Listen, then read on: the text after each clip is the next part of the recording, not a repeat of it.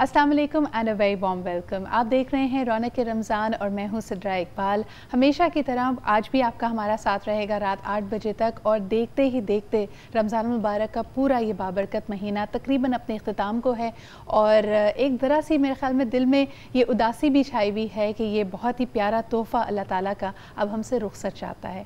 आज जुम्मतुल विदा के मौके पर आई एम श्योर कि आपने भी ख़ास इबादतों का, ख़ास दुआओं का एहतमाम किया होगा। हम इसके हवाले से भी बात करेंगे, उलमाए दीन से रहनुमाई लेंगे ताकि हमें ये पता हो कि अफजल तरीन दिन हमें पता है हफ्ते का जुम्मा होता है, लेकिन जुम्मतुल विदा कहा जाता है रमज़ान मुबारक के तवस्सुत से, उसकी निस्बत से पूरे साल के बेहतरीन दिनों में इसका शुमार होता है। सबसे अफजल दिन है ये पूरे साल का। तो बहरहाल इस पर बात करेंगे, और ख़ास तौर पे इसलिए भी क्योंकि पूरे महीने हम एक तरह से देखते हैं माइंड, बॉडी एंड सोल की ट्रेनिंग हो रही होती है। हमारा कंप्लीट डिटॉक्स होता है। हमारे जहनी तौर पे अगर हम किसी इंतशार का शिकार हैं, हमें डिप्रेशन हो रही है, कुछ सोचें, कोई गम व फ़िक्र, कोई ऐसी बात जो हम अल्लाह ताला से करना चाहते हैं, कोई ऐसी नेमत जो हम उससे मांगना चाहते हैं, हमें पूरा महीना मौका मिलता है कि हम इबादतें करें, उसके लिए रोज़े रखें, और यकीनन जो भी नेकी हम करते हैं हमारे दिल में ये इत्मीनान होता है कि इसका जो सवाब है वो हमें कई गुना ज़्यादा मिलेगा। इसी उम्मीद के साथ कि इंशाअल्लाह ताला इन तमाम पॉजिटिविटीज़ को हम अपनी ज़िंदगी में हमेशा की तरह इन्फ्यूज़ करने की भरपूर कोशिश करेंगे। साइंटिफिकली ये बात प्रूवन है कि कोई भी अच्छी आदत अगर आपको अपनानी हो या कोई बुरी आदत आपको छोड़नी हो, तो उसको 30 या 35 दिन अगर आप अपनी मामूलात का हिस्सा बना लें तो वो यकीनन आप उसको पा सकते हैं और उसको हमेशा के लिए अपनी ज़िंदगी में ला सकते हैं। लेकिन क्या वजह है कि हर साल अल्लाह ताला हमें रमज़ान मुबारक का तोहफ़ा देते हैं और हम कोशिश तो पूरी करते हैं, लेकिन कहीं ना कहीं हम दोबारा अपनी पुरानी रविश पे आ जाते हैं। अगर हम झूठ, गीबत, तकब्बुर, इन तमाम चीज़ों से इस महीने दूर रहते हैं, कहीं ना कहीं ये दोबारा सरायत करके हमारी ज़िंदगी में आ जाती है। आज इस बारे में बात करेंगे। हमारे पास कुछ अचीवर्स भी मौजूद हैं, किस तरह उन्होंने अपनी एवरीडे लाइफ में ये पॉजिटिविटी लाई है। Because life is all about perspective. अगर आप नेगेटिव चीज़ों के बारे में सोचेंगे, उनको देखेंगे, उन पर ड्वेल करेंगे, तो वो आपकी पर्सनालिटी का हिस्सा बन जाएगी। आपको पता भी नहीं चलेगा। लेकिन जिस तरह कल के शो में भी हमने देखा कि हम कोशिश ये करते हैं कि छोटी छोटी चीज़ें नेकियां कमाने के लिए जो हम कर सकते हैं वो ज़रूर हमें करनी चाहिए। और इसी तरह अनकॉन्शियसली या सबकॉन्शियसली अगर हमारी ज़ात से किसी और को तकलीफ़ पहुंच रही है तो इसका एहसास भी बेदार करना अपने अंदर, ये हमारा ही काम है। जब बाकी ज़रा जो नॉइज़ फैक्टर्स होते हैं हमारी ज़िंदगी से थोड़ी देर के लिए खामोशी इख्तियार कर लेते हैं, हमें इंट्रोस्पेक्शन का जो वक्त मिलता है रमज़ान मुबारक में, इसी बात को, इसी रविश को, इसी गोल को अगर हम आगे लेके चलें। हम आपकी मुलाकात कराते हैं हमारे आज के गेस्ट से, आपकी कॉल्स को भी शामिल करेंगे। जुम्मतुल विदा का मौका है, तो वैसे भी आम दिनों में भी हम हमेशा शुक्र अदा कर रहे थे कि thank God it's Friday, weekend is almost है। लेकिन आज शुक्र अदा करने के हमारे पास और बहुत सारे रीज़न्स हैं। हमारे साथ मौजूद हैं Zain Koplani, of course a very very well known organizational development consultant, जो कि अब फनवर्क्स के साथ मुंसलिक हैं। We also had Farhad the other day, so I look forward to continuing with a lot of discussions in that regard with you. Thank you so much Zain. और आप ही के साथ तशरीफ़ रखती हैं Lubna Lakhani, who of course is an entrepreneur, who is a trail blazer.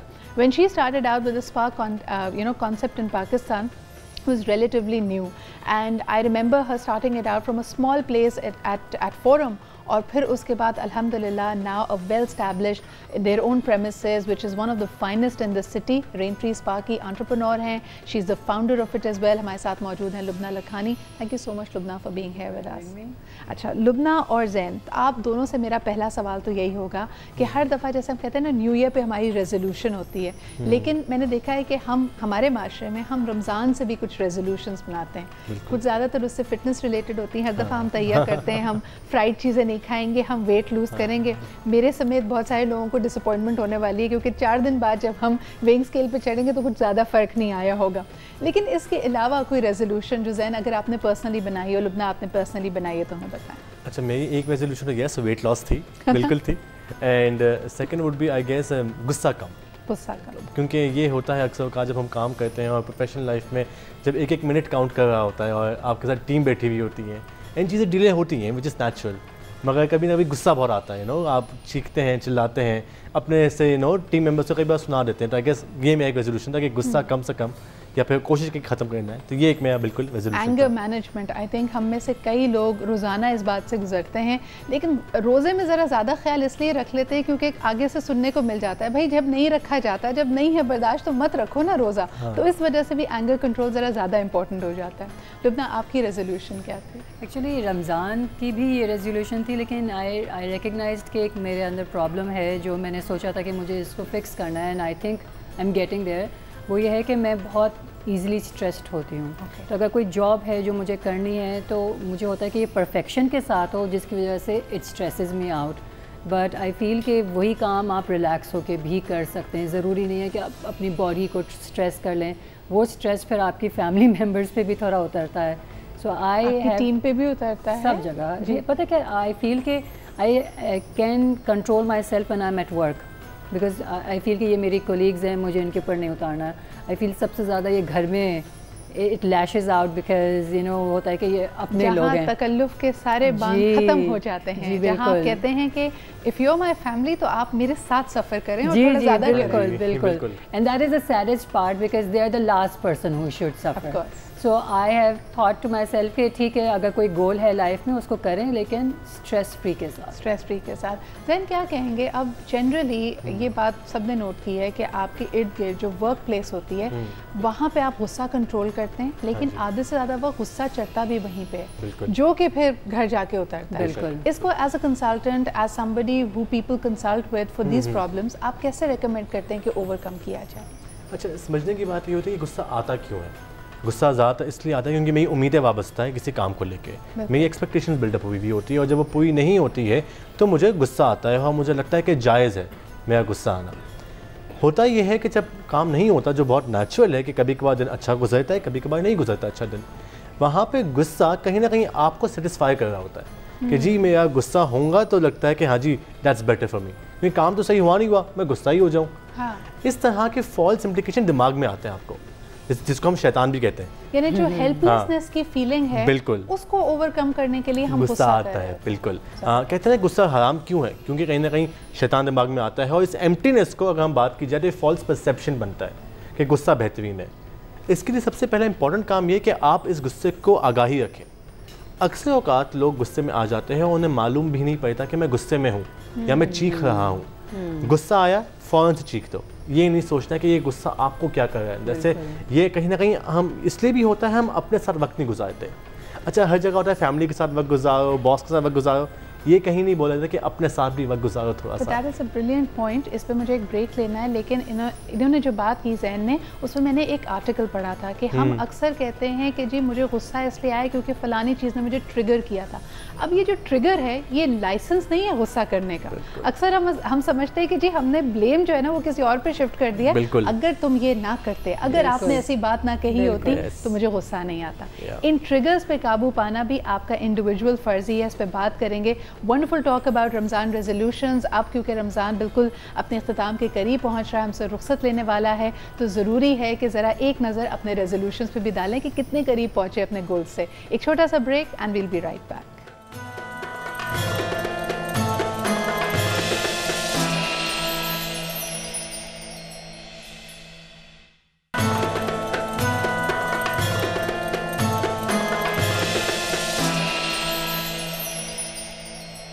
Welcome back after the break. आप देख रहे हैं रौनक रमज़ान, और हम ब्रेक में ये बात कर रहे थे कि न्यू ईयर रेजोल्यूशन की तरह हमने एक नया फ्रेज़ कॉइन कर दिया। हम बात कर रहे हैं यहाँ पे रमज़ान रेजोल्यूशंस के हवाले से।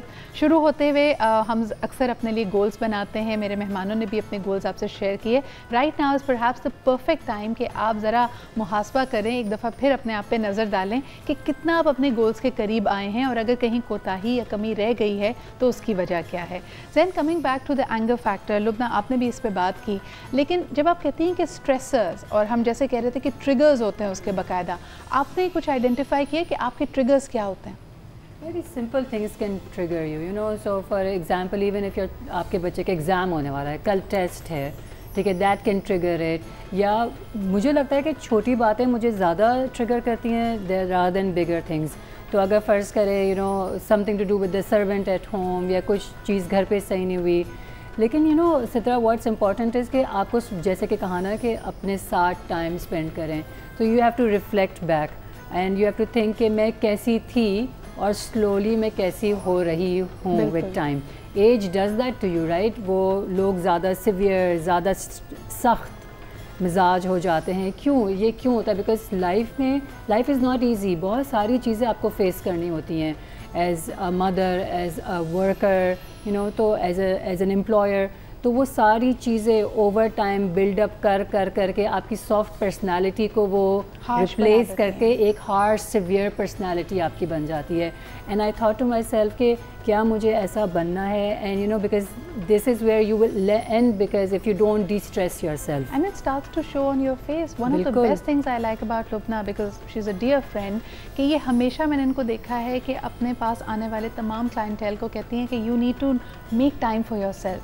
हमारे यहाँ ना ये जज्बा कुर्बानी जो ख़वातीन में कूट के भरा है कि जी मैं अपना ख्याल नहीं रखती, लेकिन देखिए मेरा घर बिल्कुल साफ है, मेरे बच्चे चाहिए. लेकिन आप जब अपने आप को डिप्लीट करते चले जाते हैं, then you have no energy कि आप दूसरों के भी काम आ सकें. लुबना, लोगों ने अब ये आप उनके अंदर चेंज देखती हैं, लाइफस्टाइल चेंज आया है कि do they take time out for themselves? Yes, a lot, you know. और ये जो ब्रीफ टाइम ऑफ 8 years जब से मैंने स्पा शुरू किया है, उसमें मैं देखती हूँ कि people do. I have some clients जो मंथली बेसिस पे एक सर्टन बजट फाइनेंशियली अपने स्पा के लिए रिजर्व करते हैं. And I love that. And they book the dates ना, कि सैलरी का इतना छोटा सा, चाहे जितना भी वो छोटा परसेंटेज हो, वो बुक करते हैं कि यू नो मसाज करवा लेंगे, something pampering. Because Sidra, even this realization to me came when I was on vacation on my own. अब आप सोचो, क्योंकि जब आप दूसरों के साथ होते हैं ना हर वक्त, तो आप उनका सोच रहे होते हैं, आप अपना कंबाइन सोच रहे होते हैं, आप अपना सिर्फ नहीं सोच रहे होते हैं. एक कलेक्टिव थॉट होती है, सेंटर टू योर सेल्फ नहीं होती है. तो आई थिंक कि वाकई में हमने, जैसे कि आपने कहा कि स्पा में हमने कितना रिलैक्स एनवायरनमेंट रखा हुआ है कि when you come there you do look inside yourself as well. अच्छा, that is exactly what Ramzan also does for you, by the way, कि हर एक के पास अगर ये लग्जरी नहीं भी है कि आप इंडिविजुअली बिल्कुल अकेले वेकेशन पे चले जाएं, तो spa break is like taking that 1 hour for yourself. और अगर आप वो भी नहीं कर सकते, तो जब आप 5 मिनट नमाज पढ़ रहे हैं और उसके बाद आपने थोड़ी देर तस्बीह की है, so you being with yourself, right Zain? Zain, ये मिनी ब्रेक्स अपने साथ वेकेशन लेना कितना इंपॉर्टेंट है? आई गेस सबसे ज़्यादा इंपॉर्टेंट है ये, क्योंकि मेरा सवाल ये आता है कि जब भी लोग आते हैं कंसल्टेंट हमारे पास, एंड जब हम ट्रेनिंग्स में होते हैं और लोग कहते हैं कि मैं बहुत कमाता हूँ, मैं बहुत करता हूँ, मगर पैसे होने के बावजूद मैं खुश नहीं हूँ. एंड द पॉइंट इज़ कि पैसा क्यों लिया था, एंड द पॉइंट इज़ कि ये जॉब क्यों की थी. अच्छा, कहीं ना कहीं पहले नीड्स आती है, घर पे खाने को चाहिए, शेल्टर चाहिए, सब कुछ चाहिए, मेक सेंस. उसके बाद जी बीवी बच्चे वगैरह, अच्छा जी, उसके बाद बूढ़ी अम्मा है, अच्छा, उसके बाद आगे के लिए सोचना है, वंडरफुल. बट इस पूरी इक्वेशन में आप कहाँ हैं? मैं हूँ ना, मेरी तो बच्चे हैं, मेरी तो बीवी है, but that's a point right now कि जी हम जानते हैं कि लाइफ स्पैन किसी का 40 साल होता है, किसी का 60 साल, किसी का 70 साल.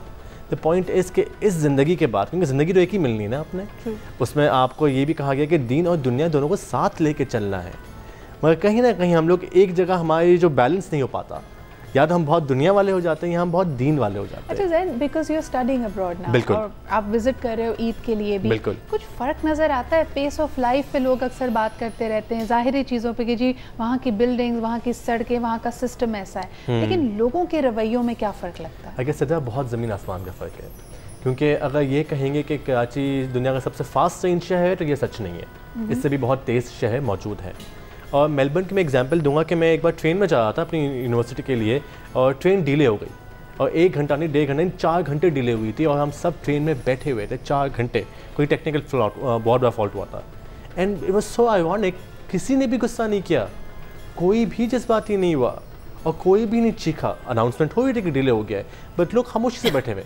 कोई मोबाइल पे गेम खेल रहा है, कोई किताब पढ़ रहा है, कोई गाने सुना, मगर सब लोग सुकून से बैठे हुए थे. और जब मैं घर के, मैं सोच रहा था इसके ऊपर, बीच बीच में दिल चाह था कि उठ के बोलूँ, क्या मजाक है, खोलो चलाओ ट्रेन, बट नहीं, सब बैठे बैठे मैं ही बैठा. मैं जगह जाके सोचा, और मैंने, पाकिस्तानियों की वैसे बड़ी ये खूबी होती है, सिविलाइज्ड माहौल में हम और सबसे ज़्यादा सिविल बन जाते हैं वहाँ पे.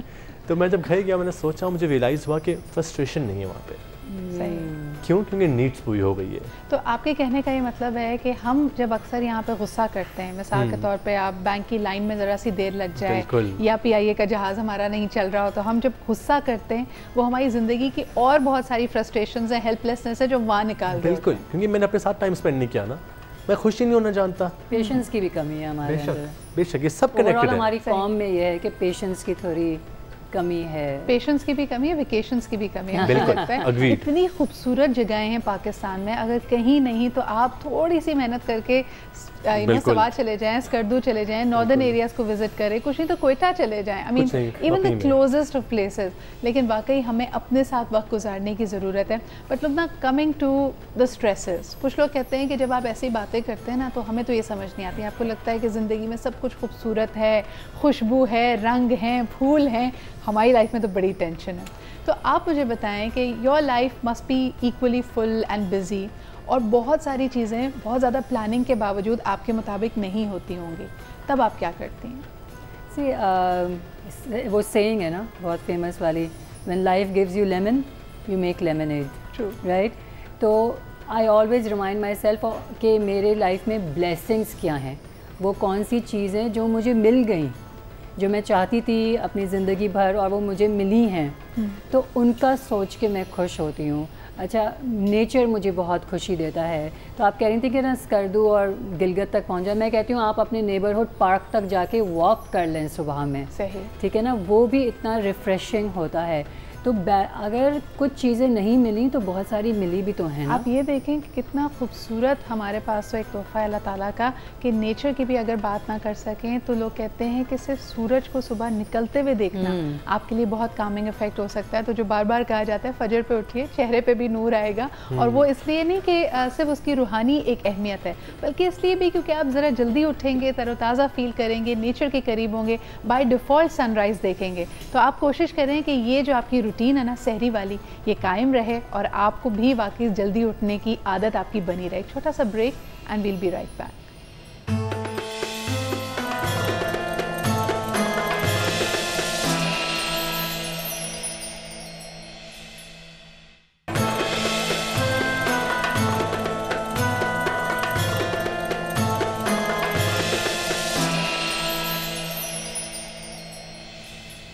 Welcome back after the break. आप देख रहे हैं रौनक रमज़ान। हम यहाँ पे डिस्कस कर रहे हैं रमज़ान रेजोल्यूशंस, और मेरे ख्याल में उसी का एक बड़ा अहम हिस्सा होता है ईद की तैयारी।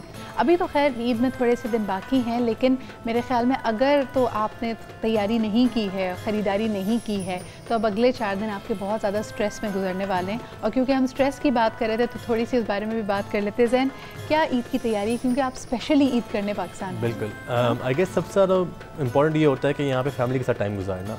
कपड़े तो मेरे लिए शायद सेकेंडरी आइटम्स हैं, और ईद का जो है कि एक शलवार कमीज़ होती है और एक नॉर्मली जो आप घर खरीदते हैं चप्पलें वगैरह नॉर्मल। लेकिन ये क्या बात हुई कि फैमिली के साथ टाइम गुजारना? देखिए जी, हम तो नेशनली मैं आपको कह सकती हूँ पूरा पाकिस्तान सो के ईद गुजारता है। पहले 3-4 घंटे तो हम अपनी नींद पूरी करते हैं नमाज के बाद, फिर शाम में सोचते हैं, देखते हैं किसके यहाँ जाना है। बट हाँ, यही हो जाता है बिकॉज मेरा ख़ानदान काफ़ी बड़ा है, तो कोई ना कोई आ जाता है। मेरी बहन भी शादीशुदा है, वो भी आती है बहनोई और बच्चे के साथ अपने। तो अगेन वो सब कुछ तो हो ही जाता है, बट कहीं ना कहीं मुझे ये था कि मेरी वालदा वगैरह दे वुड हैव मिस्ड मी, तो डेफिनेटली ईद और अपनों के साथ गुजारना, क्योंकि वहाँ गुजारना बड़ा बेमानी होता है। And it's just another regular day. बिल्कुल, छुट्टी भी नहीं मिलती, वो एहसास भी नहीं होता, नो कुर्ता, नो ईदी, नो शीर खुरमा, कुछ नहीं। आप क्या करती हैं? शीर खुरमा तो आई मस्ट से कि इनके लिए बहुत आसान है, बेसिकली मेन के लिए बहुत कुर्ता ले लेंगे तो फिर क्या, ना स्नैक का सोचना, ना खाने का सोचना है। सही, सारी तैयारियां तो हम करते हैं ना, इसलिए आपकी ईद इतनी स्मूथ गुजरती है। खवातीन को तो वो ट्रॉली सेटिंग हमें, मैं पता है कल परसों क्या बात कही थी, हमने यहाँ पे डिस्कस किया था कि वो चेवड़ा जो आता है जो कभी नहीं खाया जाता, लेकिन ईद के 3 दिन वो ट्रॉली पे मौजूद होता है। ये रिवायत कब और कहाँ से पड़ी? सजावट के लिए होता है। आई डोंट इवन थिंक कि गेस्ट भी खाते हैं उनको, तो इस वो फिलर होता है सिर्फ। बिल्कुल सही। जो आपको यकीन है कि वो ईद के चौथे रोज भी जितना आपने डाला था उतना ही होगा उस जार के अंदर। मगर Zain, what do you look forward to on Eid? I guess spending time with family, again the same point, क्योंकि काफ़ी टाइम से वहाँ पे था और घर वालों से टाइम नहीं मिल पाता। अभी वैसे ही रमज़ान चल रहा होता है, मगरिब होते होते 7:30-8 बज जाते हैं, और फिर हम जानते हैं कि आजकल 2 दिन बारिश भी हो रही है जब से मैं ये जो एक बड़ा इशू आपने यहाँ पे रेज किया ना, इशू तो नहीं लेकिन हम अक्सर कहते हैं कि वीड लाइक टू, ये अडॉप्टेड कॉन्सेप्ट मुझे लगता है हमेशा, the quality time with family. ये क्वालिटी टाइम मेरे ख्याल में 20 साल पहले तो नहीं था, आज 20 साल से हम सुनने शुरू किया है हमने। ये होता क्या है, ज़रा बताएं हमें। क्वालिटी टाइम ये है कि फॉर एग्जांपल एक टाइम होता है कि मैं अपनी माँ के साथ बैठा हुआ हूँ या अपने बेगम के साथ बैठा हुआ हूँ और हम लोग मिलकर टीवी देख रहे हैं और टीवी पे 4 घंटे की मूवी देखी या हमने टीवी पे 6-7 घंटा कुछ देख लिया, टाइम स्पेंड किया, बट वो क्वालिटी टाइम नहीं था क्योंकि हमने सिर्फ मूवी देखी है साथ, खामोशी से हम सिर्फ पॉपकॉर्न खा रहे थे, बस सिंपल हो गई बात। उसी तरह मैं घर पे मौजूद हूँ, मैं अपने रूम में अपने लैपटॉप पे काम कर रहा हूँ, हाँ मगर मैं टाइम दे रहा हूँ, ये टाइम नहीं होता। I guess quality time is simple as that कि 1 घंटे की गुफ्तगू जहाँ मोबाइल फ़ोन साइड पे है, जहाँ हर चीज़ साइड पे और आप सिर्फ आपस में बात करें। वैसे अगर लुबना, अगर हमारे पास कहीं भी ये शर्त आ जाए कि रोज़े में आप मोबाइल फ़ोन यूज़ नहीं कर सकते तो मेरे ख्याल में हमारी सही इस्लाह हो सकती है ना। May be can you imagine your life without that distraction, जो इन्होंने कहा कि आपके मेरे ख्याल में स्पा में कई ऐसे क्लाइंट्स आते होंगे जो वो 1 घंटा ड्यूरिंग द मसाज भी स्विच ऑफ नहीं कर पा रहे होते। इसीलिए हम तो बहुत स्ट्रिक्ट हैं भाई, हम कह देते हैं उनको कि साइलेंट पे डाल दें, their other clients as well.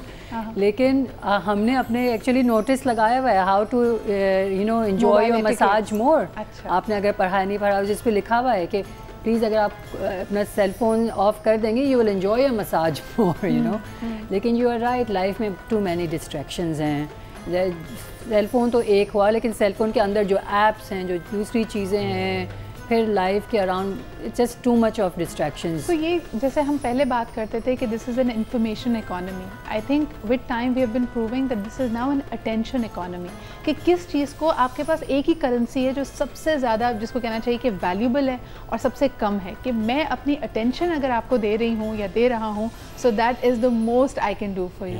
But then हमारी डिस्ट्रैक्शंस की मौजूदगी के बावजूद हम अटेंशन कैसे दें उन फोकस्ड एरियाज़ पे। आपने जैसे कहा अक्सर तो यही होता है, फैमिली सारी मिलके भी बैठी है तो कोई गैजेट पे है, कोई इधर उधर की बात कर रहा है, कोई टीवी देख रहा है, कि अबू को न्यूज़ सुननी है, तो फिर कैसे क्वालिटी टाइम हो? आई गेस क्वालिटी टाइम के लिए सबसे पहले ये बात करना लाजमी है। मैंने बहुत सालों पहले एक चीज़ पढ़ी थी कि अगर एक सोफे पे 2 जनाब बैठे हुए हैं और आपस में बात नहीं कर रहे तो बहुत ज़्यादा चांस है कि वो बाप बेटे हैं। कि मैंने बहुत साल पहले मैंने एक ये लाइन पढ़ी थी कि ना बात नहीं कर रहे कि बहुत ज़्यादा चांस है कि बाप बेटे निकलेंगे। एक ऐसे मुमताज़ मुफ्ती की बुक में था, किस बुक में था, बट कहीं ना कहीं बात ये आती है कि जो आपने कहा था ब्रेक में कि आइडेंटिफाई नहीं कर पाते चीज़ों को। कि फॉर एग्जांपल मुझे याद है आज से मैं 5 साल पहले जाऊँ तो शायद मैं भी अपने घर पे क्वालिटी टाइम स्पेंड नहीं करता था, मगर आज जब भी अपने वालिदा के साथ जाता हूँ मैं उनको आए दिन मैं उनको हक कर रहा होता हूँ, आए वक्त हक कर रहा होता हूँ। और मैं क्यों करता हूँ? क्योंकि कहीं ना कहीं वो फीलिंग इंपॉर्टेंट है, कहीं ना कहीं वो बात इंपॉर्टेंट है। लेकिन जब आप ऐसा नहीं कर रहे थे ज़हन, तो उस वक्त जहन में क्या चल रहा था? उस वक्त जस्तुजू ये थी कि घर के बाहर कोई चीज़ ढूंढी जाए, अपने लिए मकाम बनाया जाए, वैलिडेशन घर से बाहर से चाहिए। डेफिनेटली, क्योंकि कहीं ना कहीं अम्मा का चांद तो बचपन से ही था ना मैं, और जब मैं जितना भी काला हो जाऊँ, कुछ भी हो जाऊँ, तभी मैं चांद रहूँगा अम्मा का, वो तो मैं रहूँगा ही रहूँगा। बात है कि बाहर की आपको कहीं ना कहीं आपको अटेंशन बाहर से चाहिए थी ना, दोस्त हो, आपको कुछ लोग आपको बोले कि हाँ जी काम अच्छा करते हैं, ऑर्गेनाइजेशन बोले कि बड़ा टैलेंटेड है। ये भी था कि कुछ साल पहले तक सिद्रा, जैसे आप कह रहे थे कि 20 साल पहले ही ये आइडेंटिफाई हुआ है, हमें नहीं पता था किस तरह करना है, हमें ये नहीं पता था कि कम्युनिकेशन कितनी इंपॉर्टेंट है एक रिलेशनशिप के लिए, क्योंकि फैमिलीज वैसे ही क्लोज नेट थी। पहले इंटरनेट नहीं था, अगर आप बात करें 15 साल पहले, we didn't have internet, we didn't have cable, हमारे पास होता ही, लेकिन कम्युनिकेशन में भी नहीं था। अच्छा, क्योंकि देखिए ना, as mother and daughter also sometimes a communication gap was there, कि आप नहीं, मैं अपनी अम्मी को नहीं बता सकती, घर आके चीज़ें नहीं शेयर करना।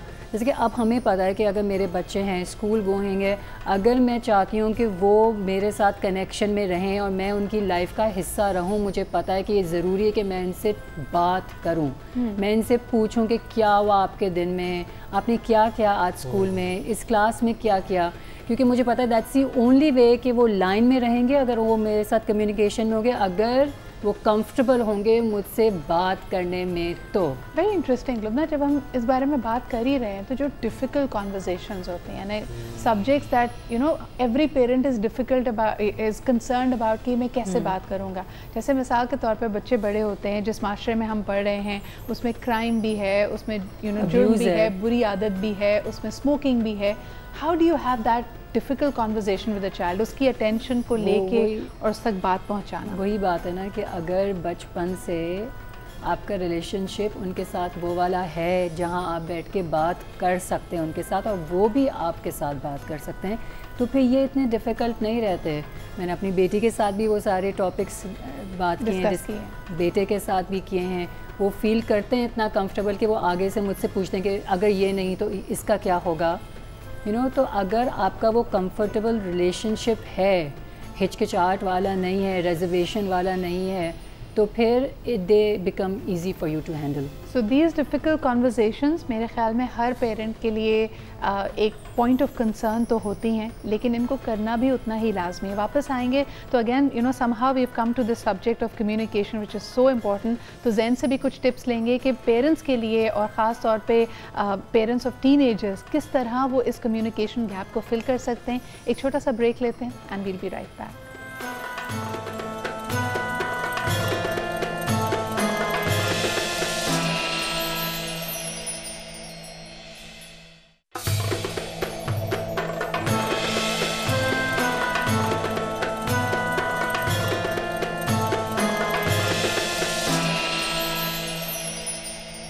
Welcome back after the break. हम बात कर रहे हैं कम्युनिकेशन गैप्स के हवाले से। It's so interesting and it's like a deja vu because Jain की और मेरी लास्ट कॉन्वर्जेशन भी किसी गैप के हवाले से ही हुई थी, क्योंकि उस वक्त मैं शो करी थी माइंड द गैप और जैन मेरे शो पे आए थे और हम बात कर रहे थे कि किस तरह young people can communicate better. But let's reverse it a little bit. You माशाल्लाह have a wonderful equation in relationship with your parents.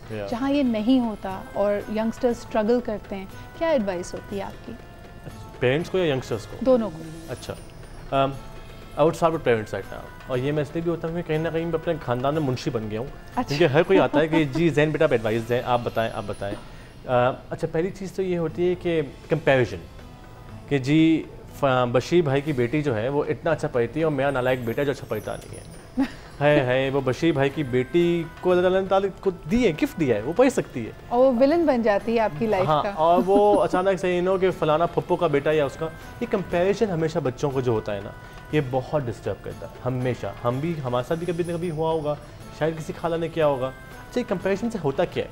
हम सब जानते हैं कि हर बच्चा मुख्तलिफ है, हम सब जानते हैं कि हर इंसान मुख्तलिफ है, मगर कहीं ना कहीं हम हर किसी को एक सांचे में ढालना चाहते हैं, कहीं ना कहीं एक प्रोडक्ट बनाना चाहते हैं कि जिस सारा प्रोडक्ट एक ही तरह हो, स्टैंडर्ड्स हो, जो कि गलत है पहली और अगर किसी दूर दराज के जगह से कंपेयर नहीं करेंगे तो बहन भाइयों में आपस में ये कंपैरिजन आपस में ही बहन भाई का बहुत ही पाक अच्छा रिश्ता होता है, उसमें गुस्सा आ जाता है, उसमें नफरत आ जाती है, टॉक्सिक हो जाता है।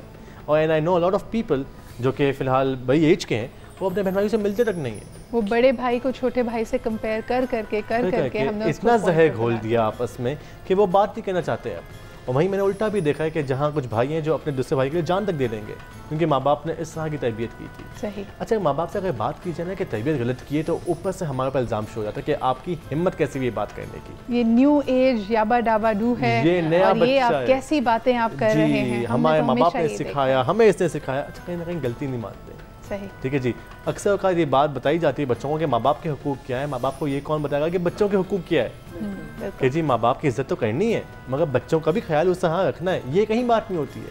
मुझे याद है जब मैं स्कूल में था, अक्सर औक़ात क्लास 4-5 की बात है, माँ बाप के ऊपर जितनी अहादीस हैं, माँ बाप के ऊपर जितनी कौन आए थे, वो सब पढ़ाई जाती थी, पर कहीं ना कहीं बच्चे की बात नहीं हुई। बच्चे को हमेशा यही लगा कि जी मैं दुनिया में आया इसीलिए हूँ, बस और कुछ काम ही नहीं है मुझे, और मेरी तो कोई हक ही नहीं है, मेरी तो कोई औकात ही नहीं है। अच्छा, वन मोर थिंग, बच्चों की इज्जत नहीं करते हम।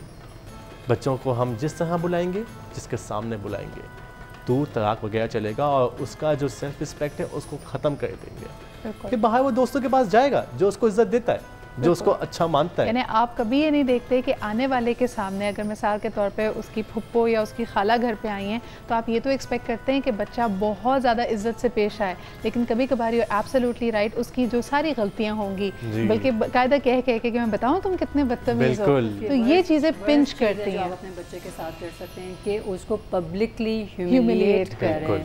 ये वर्स्ट चीज़ है कि जो इससे ज़्यादा कॉन्फिडेंस किलर नहीं है कोई। और फिर बाउंस बैक करना कितना मुश्किल होता है, यानी just not only for the child but also for the parents कि आपका फेस सेवर उस वक्त क्या बनेगा। मतलब ना again very very difficult conversation we are having.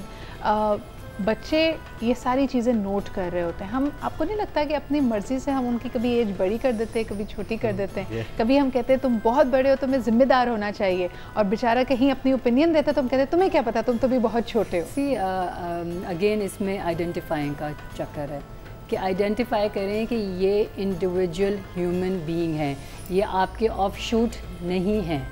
You know, they are individual human beings, which means कि उनकी अपनी फीलिंग्स हैं, उनकी अपनी अलग से पर्सनालिटी है आपसे हट के, सही, यू नो, और उनकी अपनी अलग वांट्स और लाइफ भी है।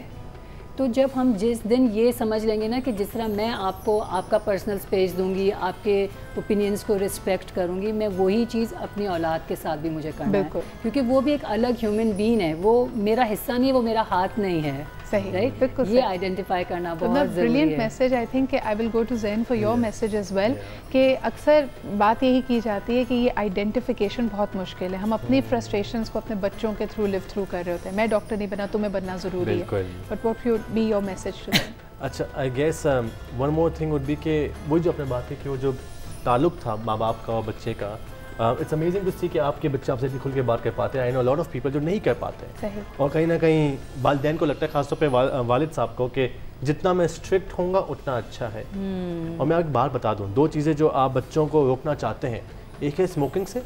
स्मोकिंग शुरू क्यों होती है? बिकॉज वो रिबेलियस होता है।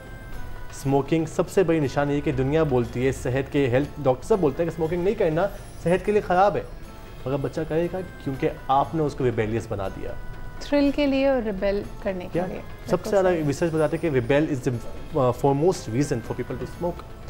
दूसरी बात, अगर आप उसको इतना खुल के बात नहीं करेंगे, वो चीज़ें छुपाएगा आपसे, क्योंकि आप इतने स्ट्रिक्ट हैं कि वो आपसे बदतमीजी नहीं कर सकता, वो आपके सामने कुछ कह नहीं सकता, वो सारी चीज़ें जो करना चाहता है वो आपसे छुपाएगा, और वो कुछ भी हो सकता है, अच्छा भी और ज़्यादातर बुरा होता है। This points to mistrust as well as the fact कि वो एक तरह से आपसे बदला ले रहा है, आपको ना बता कर अपनी ज़िंदगी से अलग कर रहा है एक तरह से। Then I think that is really a point to ponder for a lot of parents. Lubna, thank you very much for all your advice as well.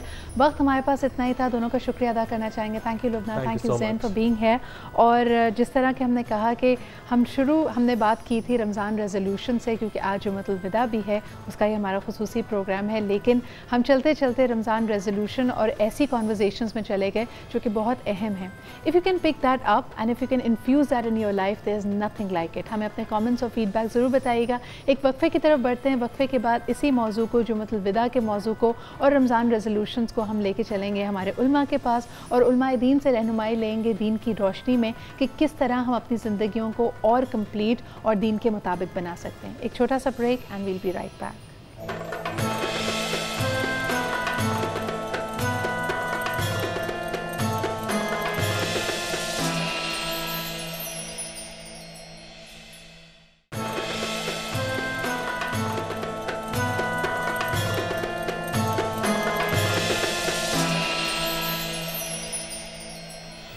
And welcome back after the break. आप देख रहे हैं रौनक रमज़ान, और यकीनन ये वो segment है जिसका आपको और मुझे बहुत ज़्यादा इंतज़ार होता है, जिसमें हम हमारे रोज़मर्रा के मौज़ूआत को एक दीनी रहनुमाई के साथ हल करने की कोशिश करते हैं, कुछ सीखते हैं, कुछ नई बातें डिस्कवर करते हैं, एक्सप्लोर करते हैं।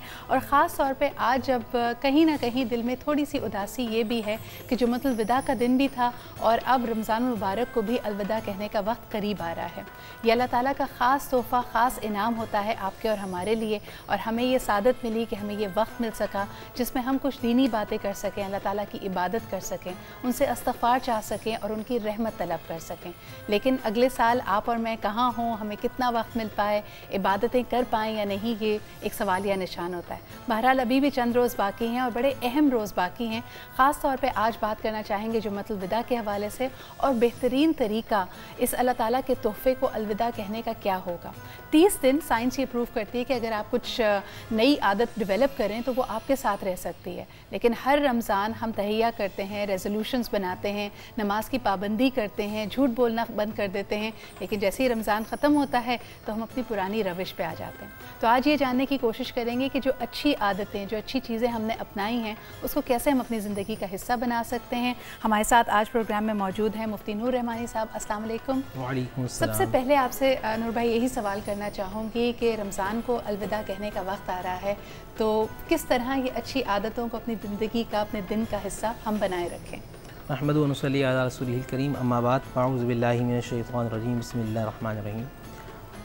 एक तो ये कि आज अल्फाज शायद मेरे पास कम पड़ेंगे, क्योंकि एक गम होता है ना, एक वो महीना कि जिसमें अल्लाह सुब्हानहू व तआला की रहमतें नाज़िल हों, वो महीना कि जिसमें अल्लाह सुब्हानहू व तआला के दरबार से आवाज़ें आ रही हैं, कोई मुझसे मांगने वाला, अब एक एहसास हो कि वो जा रहे हैं, वो कुरान का नूर, वो रहमतें, वो बरकतें, हर तरफ दुआ, हर तरफ अल्लाह सुब्हानहू व तआला का ज़िक्र, कहीं तस्बीह है, कहीं तहमीद है, कहीं तहलील है, वो आवाज़ें जो आ रही होती हैं, एक माहौल अमले तत्हीर का माहौल कि जहाँ क्लीन हो रहा होता है बंदा, अब वो जा रहा है, तो बड़ा एक दुख वाली कैफियत होती है। ये बड़ा अच्छा सवाल है आपका कि कैसे इसको कंटिन्यू करें। देखिए बहन, एक 12 साल का बच्चा भी कमरे में मौजूद है और सामने गिलास रखा हुआ है, एक ताकत है जो उसको रोकती है कि नहीं, कोई भी नहीं है, हो सकता है उसके घर में कोई भी ना हो, वो अकेला बच्चा कमरे के अंदर मौजूद है, वो प्यास भी लग रही है मगर वो पी नहीं रहा, क्योंकि उसे मालूम है अल्लाह सुब्हानहू व तआला उसे देख रहा है, मेरा रोज़ा टूट जाएगा। पूरे साल हमें ऐसी प्रैक्टिस करनी है कि हमें यकीन करना है। मैं फिर वो अर्ज़ करता हूँ ना, ज़हनी नशोनुमा नहीं है हमारी, हमें अपने जहन को इस बात पर आमादा करना है। अब माज़रत के साथ अभी तक शायद आमादगी नहीं हो सकी कि हमारा खालिक, मालिक, राज़िक अल्लाह है, ला नहीं है कोई माबूद सिवाय अल्लाह के। एक फ़लसफ़ा दिमाग में बिठा लेंगे, नहीं है कोई माबूद सिवाय अल्लाह के। तो ख्वाहिशात लोग असल में हमारे उस्ताद फरमाया करते, इस कायनात में 2 लोग हैं जो 2 तरीके से बात करते हैं, सिर्फ 2। मैं कहता था मज़हब तो बहुत सारे नहीं कहते, सिर्फ मज़हब भी 2 हैं, फ़कत मज़हबात। कौन से? एक वो जो अल्लाह की इबादत करते हैं, एक वो जो अपने पेट की बात करते हैं, ये ख्वाहिशात की तरफ हमें इस तहिया करना है। आज के दिन बिलखुसूस जुम्मतुल विदा की इंतहाई मुबारक सातों में अब जा रहा है, और माशाल्लाह अब शब क़द्र 27 शब आने वाली है, तो हम इस शब ये एहतमाम करना है, इरादा करना है कि अल्लाह जो गलतियाँ हो सकी अब वो नहीं होंगी, और ए परवरदिगार आलम हमें क़ुव्वत अता फरमा कि हम आइंदा गुनाहों से महफूज रह सकें। तो इंशाअल्लाह अल्लाह ताला हम पर करम फरमाएगा, और वो जो अमले तत्हीर का मामला है वो पूरा साल रहेगा। बिल्कुल, और इसी चीज़ को हम आगे लेके चलेंगे, लेकिन अब कुछ ही देर में लाहौर में अज़ान मग़रिब का वक्त हुआ चाहता है, जुम्मतुल विदा भी हमसे विदा ले रहा है। एक छोटा सा ब्रेक लेते हैं, ब्रेक के बाद वापस आएंगे, और यकीनन आपको और मुझे इस बात की नसीहत की ज़रूरत है कि किस तरह इस चीज़ को हम अपनी ज़िंदगी में शामिल रखें, और ये बात हम कभी भूलें ना। एक छोटा सा break and will be right back.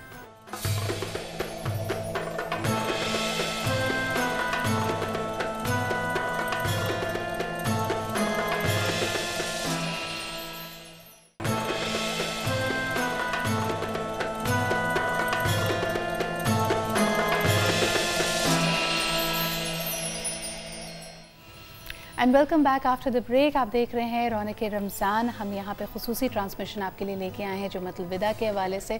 वैसे तो जुम्मा हमारे लिए अफजल तरीन दिन है ही, क्योंकि ये मुसलमानों के इज्तिमा का दिन है। मुस्लिम उम्मा दुनिया में कहीं पे भी बसती हो, इस दिन पे खुसूसी तौर पे हम जुम्मे की नमाज़ का भी एहतमाम करते हैं, और ताकीद भी यही की गई है कि अपने कारोबार को, अपनी तमाम चीज़ों को छोड़कर अल्लाह ताला की तरफ रुजू करें। जुम्मे के दिन की इतनी फजीलत है, इतना अफजल करार दिया गया कि हम देखते हैं कि कुरान हकीम में इसके हवाले से बाकायदा एक पूरी सूरह भी नाजिल की गई। और इसके मज़ीद फ़ज़ाइल के बारे में बात करेंगे, बरक़ात के बारे में बात करेंगे, खुसूसन इसलिए भी क्योंकि अब ताक रातों का भी सिलसिला है। 2 ताक रातें अभी भी हमारे पास हैं, और इंशाअल्लाह ताला कोशिश यही है कि उसमें भरपूर इबादत की जाए। मुफ्ती नूर रहमानी साहब हमारे साथ मौजूद हैं। जुम्मे के हवाले से ख़ास तौर पर जुम्मतुल विदा, मुफ्ती साहब क्या कहेंगे? इतनी अहमियत की हामिल है जुम्मा अपनी जगह, और रमज़ान मुबारक का आखिरी जुम्मा। बिस्मिल्लाहिर्रहमानिर्रहीम। जुम्मतुल वदा के हवाले जिस तरह आपने बात करी, देखिए नबी पाक सल्लल्लाहु अलैहि वसल्लम की हदीस है कि जुम्मे के बाद सैयदुल अय्याम, ये दोनों का सरदार होता है, और इसमें एक साथ ऐसी भी होती है जिसमें रब्बे ज़ुल जलाल दुआ को कबूल फरमाता है। अब ज़रा अंदाज़ा कीजिए, जो लोग मसाजिद जा रहे हैं, मसाजिद के अंदर इस वक्त अल्लाह के मेहमान मौजूद हैं, और वहाँ अल्लाह के मेहमान अल्लाह सुब्हानहू व तआला का ज़िक्र कर रहे हैं। हम आप जब वहाँ जा रहे हैं, वहाँ एक नूरानी, एक रहमानी माहौल है।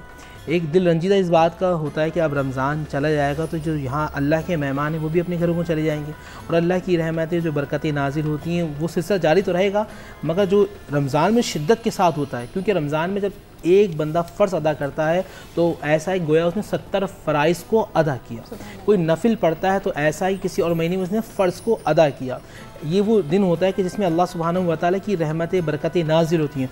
और जुम्मतुल वदा के जनाब क्या कहना है कि इसमें आसमान से फ़रिश्ते नाजिल होते हैं। और याद रखिएगा, कोई शख्स इस कंडीशन में हो कि जुमरात की रात को वो तहैया कर ले कि मुझे जुम्मे की नमाज़ अदा करनी है, और जुम्मे की नमाज़ वो सबसे पहली सफ़ में जाए और असर की नमाज़ तक वो मस्जिद में ठहरा रहे और ये सोचता रहे कि मैं अल्लाह सुब्हानहू व तआला का जिक्र कर रहा हूँ।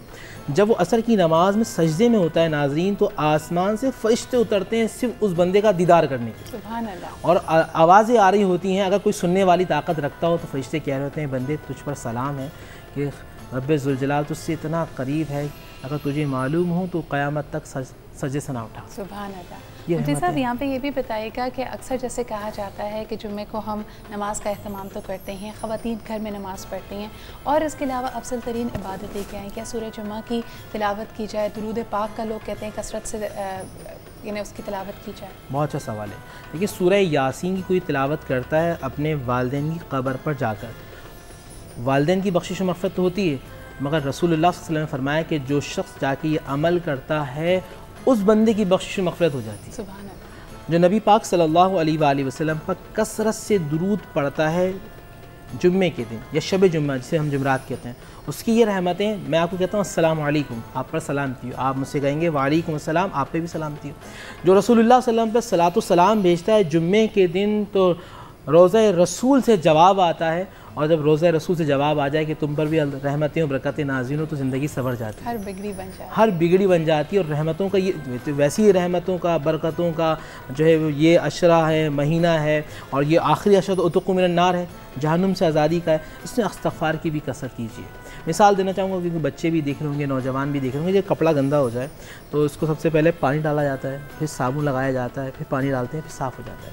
इस्तिग़फ़ार पढ़ें, इस्तिग़फ़ार पानी का काम देगा और दुरूद मुस्तफ़ा सल्लम साबुन का अंजाम देगा। जो दिल के अंदर गलाज़तें आ गई ना, जब आप इस्तिग़फ़ार पढ़ेंगे, दुरूद पढ़ेंगे, तो फिर दिल साफ़ हो जाएगा। जिस तरह एक बर्तन में पानी आप गंदा बर्तन होगा कभी भी, अब मैं एक मिसाल देता हूँ, भाई आपके घर में बादशाह है, तो आप अपने घर को सजाएँगे कि बादशाह आने वाला है, एक बड़ा अजीम आदमी आने वाला है। बादशाह आने के लिए आपने घर में रंग करते हैं, गंदे घर में कभी बादशाह को नहीं बुलाएंगे। तो ये तो अल्लाह का घर है, ये बैत जो दिल है ये बैतुल्लाह है, यहाँ अल्लाह की रहमतें आती हैं। इसको साफ़ करें तो इंशाअल्लाह कामयाब हो, कामरान हो। मुफ्ती साहब, ये भी कहा जाता है कि जुम्मे के दिन कसरत से कलमा तैयबा भी पढ़ना चाहिए, क्या इसकी भी कोई रिवायत हमें मिलती है? बहुत अच्छा सवाल किया मैंने आपने। जब मैं अपने उस्ताद से कहता था, ये सवाल मैं अपने उस्ताद मोहतरम मुफ्ती अबू फ़हीमुल्लाह साहब अल्लाह उनको ज़िंदगी दे, मैं कहता उस्ताद साहब 1000 मरतबा दुरूद शरीफ पढ़ूँ और कलमा शरीफ पढ़ूँ या 1 लाख मरतबा? एक मरतबा से मजाक में कहा, मैंने सर 1 करोड़ मरतबा। मुस्कुराने कहने लगे मियाँ ला इलाहा इल्लल्लाह 100 मरतबा पढ़ो, ला पढ़ो 100 मरतबा, इल्लल्लाह 1 मरतबा पढ़ो मगर समझ कर पढ़ो। सुभान अल्लाह। ला का मतलब नहीं, 100 मरतबा पढ़ो। इला अल्लाह दिल से 1 मरतबा कह दो। अगर तुमने दिल से 1 मरतबा कह दिया और दिल ने इस बात को तस्लीम कर दिया कि वही खालिक और मालिक है, और भी मोहम्मद और रसूलुल्लाह पढ़ लिया, और तुम्हारी अगर जान निकल गई, उस्ताद साहब ने कहा मैं तुम्हें गवाही देता हूँ कि अगला कदम तुम्हारा जन्नत में होगा। सुभान अल्लाह, सुभान अल्लाह। अल्लाह ताला हम सब पे ये करम करे कि जब हमारा आखिरी वक्त आए, जब वक्त नज़ा आए, तो हम सबको कलमा तैयबा नसीब हो। इसी उम्मीद, इसी दुआ के साथ एक ब्रेक की तरफ बढ़ते हैं। इस वक्फे में थोड़ी ही देर में कराची में भी अज़ान मग़रिब का वक्त हुआ चाहता है, इसके बाद वापस आएँगे और इस गुफ्तगू को आगे बढ़ाएँगे। हमारे साथ रहिए।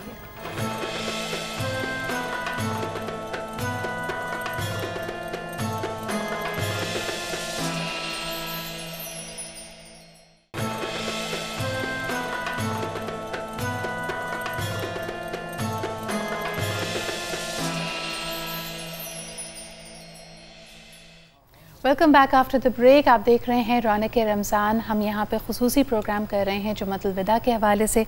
अब हमारे साथ मौजूद हैं अल्लामा हुसैन मसूदी साहब। अस्सलाम वालेकुम, बहुत बहुत शुक्रिया यहाँ पे मौजूद होने का। बिल्कुल शुक्रिया। अल्लामा साहब, यहाँ पे जुम्मतुल विदा की बात की जा रही थी और ब्रेक पे जाने से पहले एक मुफ्ती साहब ने यहाँ पे बताया कि यासीन शरीफ का अगर हम ज़िक्र करते हैं, उसकी तिलावत करते हैं, ख़ास तौर पे अपने वालिदैन की क़बूल पे, तो ना सिर्फ उनकी बख्शिश होती है बगैर तिलावत करने वाले को भी अल्लाह ताला ख़ास इनायत करता है उसके ऊपर। तो उसी सिलसिले में इस ब्रेक के दौरान एक सवाल हमारे पास आया, ख़ास तौर पर ख़वातीन के कब्रिस्तान में जाने के हवाले से। अगर कोई ऐसी फ़ैमिली है जिनके बच्चे मेल चिल्ड्रन नहीं हैं और बेटियां ही हैं, तो क्या ऐसी बेटियां वालिदैन के इंतकाल के बाद उनकी क़बूर पे जा सकती हैं? औज़ु बिल्लाहि मिनश्शैतानिर्रजीम, बिस्मिल्लाहिर्रहमानिर्रहीम व बिही नस्तईन व हुवा खैरुल मुईन, अल्हम्दुलिल्लाहि रब्बिल आलमीन, वस्सलातु वस्सलामु अला रसूलिहिल करीम व आलिहि त्ताहिरीन। देखिए, जुम्मतुल विदा, सूरह यासीन और फिर ख़वातीन, तीन चीज़ें जमा हो गई हैं यहाँ पर। तो बहरहाल मैं ये कहूँगा कि सूरह यासीन के हवाले से तो बस ये कि ये तो क़ल्ब है कुरान मजीद का, और जो इसकी तिलावत करेगा तो उसको तो रिसालत माब सल्लल्लाहु अलैहि वसल्लम की कब्र में नहीं बल्कि दुनिया में ज़ियारत नसीब हो जाएगी। ये इसकी फ़जीलत है सूरह यासीन के हवाले से। और फिर ये कि अपने गुनाहों का कफ़ारा भी है, और अगर कोई किसी का इंतकाल हो रहा है तो अगर उस वक्त पढ़ा जाए तो एक तो ये कि उसकी नज़ा का आलम जो है वो आसान हो जाता है, यानी गोया मौत उस पर आसान हो जाती है। बहुत सारी बहरहाल इस सूरह की फ़जीलतें हैं, यकीनन इससे इस्तेफ़ादा करना चाहिए। और पूरा कुरान ही जो है वो खुदावंद आलम का कलाम है, और हर एक चीज़ के अंदर उसके वो ज़िक्र शिफ़ाओं व इस्मुहु दवाओं, उसका ज़िक्र शिफ़ा है, उसका नाम जो है वो दवा है। तो बहरहाल जो भी आप कुरान मजीद में तिलावत करेंगे, और फिर माह रमज़ान का आखिरी अशरा चल रहा हो और फिर जुम्मतुल विदा भी आ गया हो, तो इस वक्त जो है ये खैर व बरकत बढ़ती चली जा रही है, यानी बिल्कुल इस वक्त एक्सट्रीम पे पहुँची भी है, खुदा की रहमत पीक पे आ गई है। और अब हमारी बस ज़रा सी तवज्जो की ज़रूरत है कि हम उधर लिक़ाउल्लाह की तरफ आ जाएं। और जहाँ तक ये मसला आपने पूछा कब्रिस्तान के हवाले से, तो बहरहाल मैं ये अर्ज़ करूँगा कि फ़िक़्ह जाफ़रिया के हवाले से ख़वातीन के लिए कब्रिस्तान में जाना ममनू नहीं है, और जा सकती हैं, बिला वजह भी जा सकती है। बिला वजह से क्या मुराद है? बिला वजह से मुराद ये है कि जैसे आपने जिस मसले को डिस्कस किया है कि उसके यहाँ कोई मर्द नहीं है कि जो कब्रिस्तान जाए और मरहूमीन के लिए सूरह फातिहा पढ़े या इसाले सवाब करे, तो इससे क़त्ए नज़र के उसके यहाँ मर्द हैं या नहीं है, पूरी की पूरी फैमिली भी अगर जाना चाहती है तो जा सकती है। और उसकी जो दलील भी दी जाती है कि ख़ुद शब बारात को हज़रत आयशा के घर में रिसालत माब सल्लल्लाहु अलैहि वसल्लम मौजूद थे, तो उम्मुल मोमिनीन जो हैं, तो बहरहाल रात के एक हिस्से में आप उठे, और उठने के बाद आप जन्नतुल बकी की तरफ चले गए, तो आप भी पीछे पीछे गई हैं, तो जन्नतुल बकी में आप भी तशरीफ़ ले गई वगैरह वगैरह। यानी चूँकि उम्महातुल मोमिनीन भी गई हैं, दीगर अज़वाज भी गई हैं, लेकिन बात यह है कि अगर बिला वजह तो वैसे भी नहीं जाना चाहिए, ख़वातीन को ज़रा सा घर से बाहर नहीं निकलना चाहिए। वरना जी हाँ, अगर कोई खातून जा रही है तो खौफ खुदा कब्रिस्तान जो जगह है वो अल्लाह से डरने के लिए, और मेरा ख़्याल ये है कि मर्दों के साथ साथ ख़वातीन को भी थोड़ा बहुत अल्लाह से डरना चाहिए। तो वो कब्रिस्तान जाएंगी तो डर लगेगा तबसरे के लिए। लेकिन और हमारी रहनुमाई के लिए मुफ्ती साहब आप ही बताइए, फ़िक़्ह हनफ़ी के मुताबिक क्या ख़वातीन का कब्रिस्तान में जाना ममनू है, या उसके लिए कुछ शराइत हैं कि मर्द हज़रात का या किसी महरम का साथ होना ज़रूरी है? बिस्मिल्लाहिर्रहमानिर्रहीम। इंदल अहनाफ नहीं जाना चाहिए, हमारे यहाँ इसको बेहतर नहीं समझा जाता। मना है, हमारे यहाँ बिल्कुल सख्ती से मना है कि नहीं, आपको फातिहा करनी है, आप घर के अंदर बैठकर आप फातिहा का एहसाल सवाब जो कुछ करना चाहती हैं घर में बैठ के करें, क्योंकि ख़वातीन नरम दिल होती हैं, आवबगा करती हैं, उनकी आवाज़ का भी पर्दा किया जाता है, तो लिहाजा वो अपने घर के अंदर ही महदूद रहें। तो उसी बात आपने सूरह यासीन की थी। देखिए, यासीन शरीफ अभी माशाल्लाह साइंस इतनी इर्तक़ाई मनाजिल तय कर रही है, साइंस इर्तक़ाई मनाजिल तय कर रही है और इस्लाम इंतहा पर है। सही ना, साइंस इंतहा पर और साइंस इर्तक़ाई मनाजिल तय कर रही है। अभी वर्ड्स की भी जो है ना, प्रोनाउंसिएशन की भी कुछ लहरें होती हैं। सूरह यासीन जब पढ़ी जाती है, मुर्दे या जिसका इंतकाल हो रहा होता है उसको जो सुकून मिलता है, साइंस ने इस बात पर रिसर्च किया तो उसमें ये कि सूरह यासीन पढ़ रहे होते हैं उसकी भी ऐसी लहरें होती हैं जो दिल को सुकून देती हैं, साउंड्स। तो जब ये सूरह यासीन पढ़ी जा रही होती है तो दिल को और जहन को सुकून मिलता है। आज जो चीज़ साइंस बता रही है, अल्हम्दुलिल्लाह इस्लाम ने 1450 साल पहले हमें करके दिखा दिया। हम इस पर अमल करेंगे तो इंशाअल्लाह दुनिया भी बेहतर है हमारी, और आखिरत तो है ही हमारी बेहतर। मुफ्ती साहब, यहाँ पे गुफ्तगू के दौरान क़ल्ब यानी सूरह यासीन के हवाले से आया, लेकिन क़ल्ब का ज़िक्र आया। इस्लाम में या हमारे दीन में क़ल्ब के हवाले से क्या कहा जाता है? एक तरफ अल्लाह ताला कुरान हकीम में अक़ल वालों के लिए नसीहत कर रहा है और कहता है कि अगर इसमें इशारा है उनके लिए जो गौर व फ़िक्र करते हैं, लेकिन फिर ज़िक्र आता है क़ल्ब का। तो क़ल्ब और अक़ल का आपस में क्या ताल्लुक़ है? बेटा खाना खा लो, ये मेरा दिल नहीं चाह रहा, तो खाना का ताल्लुक़ मैदे से होता है, दिल से। आप मेरे साथ बाहर चलें, चलने का ताल्लुक़ टांग से होता है, नहीं मेरा दिल नहीं चाह रहा। आप ये फ़ला काम कर लें, काम करना हाथ से, दिल नहीं चाह रहा।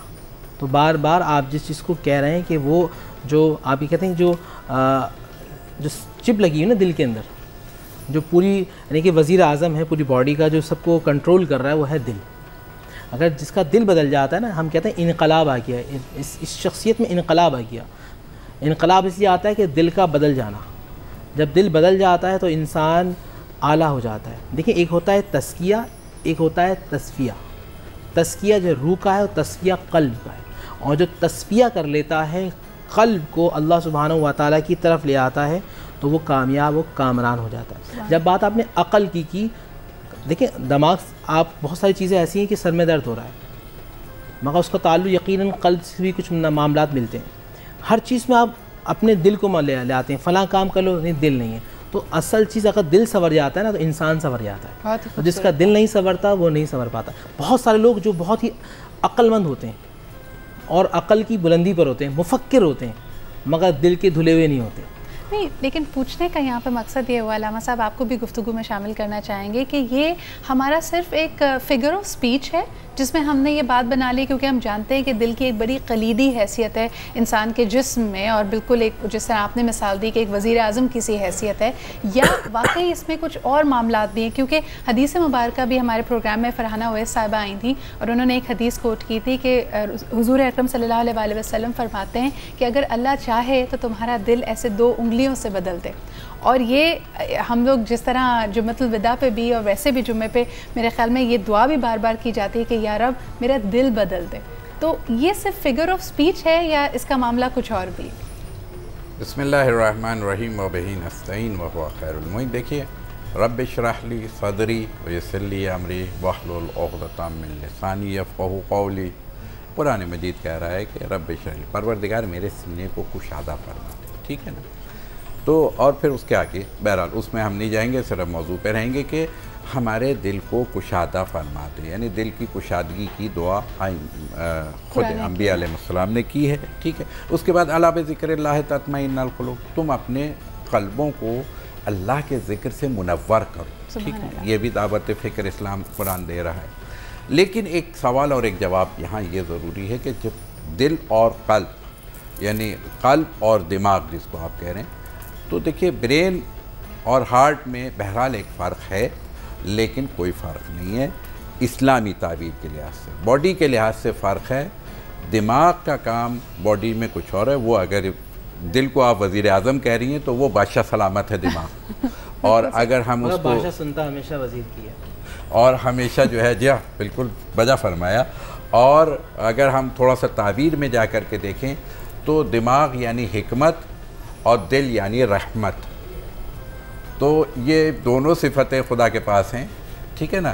तो लेकिन बाज़ औक़ात कुरान में भी और अहादीस में भी जो दिल और दिमाग से ताबीर की वो दोनों का माना एक ही लिया गया है।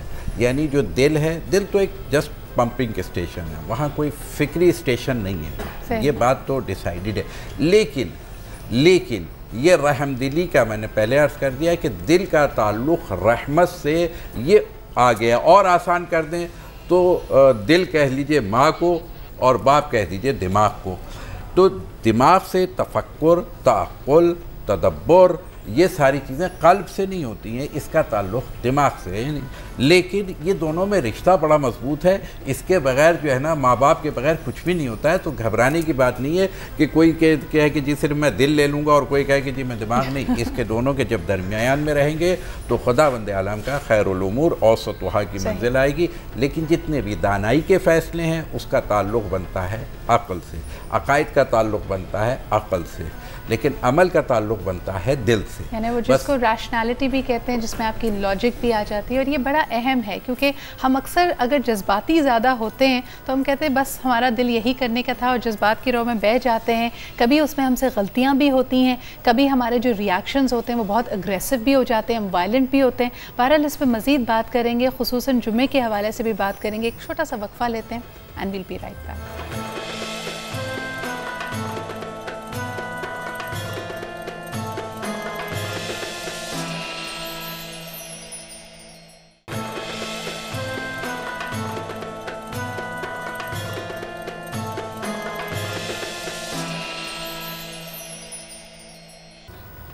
Welcome back after the break. आप देख रहे हैं रौनक रमज़ान जमातुल विदा के हवाले से हमारा खुसूसी प्रोग्राम, और मेरे ख्याल में गुफ्तगू थोड़ी क़ल्ब के हवाले से भी हो गई थी कि हमारी जो जज्बाती एक रविश है उसमें हम अक्सर दिल को उसका ज़िम्मेदार ठहरा देते हैं कि बस ये हमारा दिल यही कर रहा था, और कभी कभार ऐसे रवैये पे पछताते भी हैं। बहरहाल वापस आएंगे अपने मौजू यानी जुम्मे के हवाले से। तो अल्लामा साहब ये फरमा दीजिए कि आपके आने से पहले भी ये गुफ्तगू हो रही थी कि फ़िक़्ह जाफ़रिया के मुताबिक अगर हम देखें कि जुम्मे के दिन की मसनून इबादत या दुआएं कौन सी हैं, सभी मेरे ख्याल में नमाज का एहतमाम तो करते ही हैं, इसके अलावा आप क्या कहेंगे? बिस्मिल्लाहिर्रहमानिर्रहीम। देखिए, जुम्मतुल विदा के हवाले से तो सिर्फ यौमुल जुमा नहीं है, बल्कि इस यौम से मुराद होती है पूरी मगरिब से लेके मगरिब तक, और बेइंतहा पूरी मुफस्सल किताबें मौजूद हैं इसके हवाले से कि मगरिब के बाद से इसके आमाल शुरू हो जाती हैं, यानी रोज़े जुमा और नमाज जुमा के आमाल और उसकी फ़जीलत, क्योंकि ये सैयदुल अय्याम है, यानी इसको खुदावंद आलम ने सदारत अता की है 7 दिनों के अंदर। इसी तरीके से जैसे ये महीना जो रमज़ानुल मुबारक गुज़र रहा है, ये सैयदुल शुऊर है, यानी सैयद है, सरदार है महीनों का। तो बहरहाल खुदावंद आलम ने सब दिन, सब रातें, सब चीज़ें खुदा ही की हैं, मगर बाज़ इंसानों पर बाज़ इंसानों को फजीलत है, बाज़ अम्बिया पर बाज़ अम्बिया को फजीलत है, बाज़ किताबों पर बाज़ किताबों को फजीलत है, बाज़ अदियान पर बाज़ अदियान को फजीलत है। यानी हर लिहाज से देखें, बाज़ मोमिन में यानी मुस्लिम में मुस्लिम को फजीलत है, मोमिन में मोमिन को फजीलत है, मुत्तकी में मुत्तकी को फजीलत है, औलिया में औलिया को फजीलत है। यानी ये गोया फ़जीलतों का एक बाब है पूरा। इसी तरह दिन और रात में भी फ़जीलत रखी है। रात की फ़जीलत है तो लैलतुल क़द्र जो है वो 1000 रातों से ज़्यादा फ़जीलत रखती है। तो इसी तरीके से शब जुमा भी जो है वो हफ्तों की, यानी जिस तरीके से सैयदुल अय्याम, इसी तरीके से इसको हफ्ते की अगर सैयद सादातियत को लिया जाएगा तो वो शब जुमा की है। और शब जुमा पूरी रात आमाल की, यानी पूरी रात के आमाल मौजूद हैं, पूरी इबादतें हैं मखसूस। जिस तरीके से शब क़दर में इबादत है, इसी तरीके से शब जुमा में इबादत है। उसमें हदीस किस्सा की तिलावत है, दुआए कुमैल की तिलावत है, कुरान मजीद की तिलावत है। फिर सुबह होती है, सुबह सादिक के बाद दुआए नुदबा जो मुताल्लिक़ बनती है ज़माने के इमाम के साथ, यानी आख की जो फ़र्ज़ंद रसूल के आखिरी हुज्जत खुदा है कि जो इस ज़माने को जो आज जुल्म और जौर से पुर हो चुका है, तो जो आके निजात दहंदा होंगे, जो इस दुनिया को फिर एक मरतबा अदल व इंसाफ से पुर कर देंगे। शेर और बकरी जो है वो एक घाट पर पानी पी लग जाएगा, कोई ना जालिम होगा ना कोई मजलूम होगा। जब ये ज़माना आएगा एक इमाम मेहदी अलैहिस्सलाम के हवाले से, तो गोया उनसे मुताल्लिक़ एक दुआ है, दुआए नुदबा कहलाती है। यानी दुआए कुमैल अगर पढ़ेंगे तो तौहीद और वहदानियत के लिहाज से रात आपकी इतनी पुरमुसरत होगी कि इतना सुकून आएगा इंसान को उस दुआ को पढ़ने के बाद, लगता है कि किसी कैफ़ में आ गया। इसी तरह जब सुबह हो कर के, ये सब जुमे के अमाल बता रहा हूँ मैं, तो जब सुबह होकर दुआए नुदबा की तिलावत करेगा तो इतनी गिरिया उजारी है। और उसमें फिर इस फ़िराक़ को बयान किया गया है कि जो इंसान को अच्छे लोगों से दूर हो जाने के नतीजे में हमारे लिए, माशरे के लिए क्या मुश्किलात पेश आ जाती हैं। फिर उसके बाद तो फिर के आप जनाब हजामत बनवाइए और गुस्ल कीजिए और नाखून तराशिए और वगैरह वगैरह करके फिर नमाज जुमा के लिए गुस्ल करके जाइए। तो नमाज जुमा, फिर नमाज जुमा के बाद नमाज असर से पहले, मगरिब से पहले फिर दुआ है, और उसके बाद उससे पहले, और फिर मेरे रसूल अकरम सल्लल्लाहु अलैहि वसल्लम का वो कौल कि जिसने जुमे के दिन 100 मरतबा मुझ पर दुरूद पढ़ दिया तो उसको 80 साल की इबादत, सुभान अल्लाह, अल्लाहु अकबर, 80 साल की इबादत का सवाब मिलता है। और उतने ही गुनाह अगर हो जाएं तो उससे खुदावंद आलम निजात दे देता है, मग़फ़िरत कर देता है।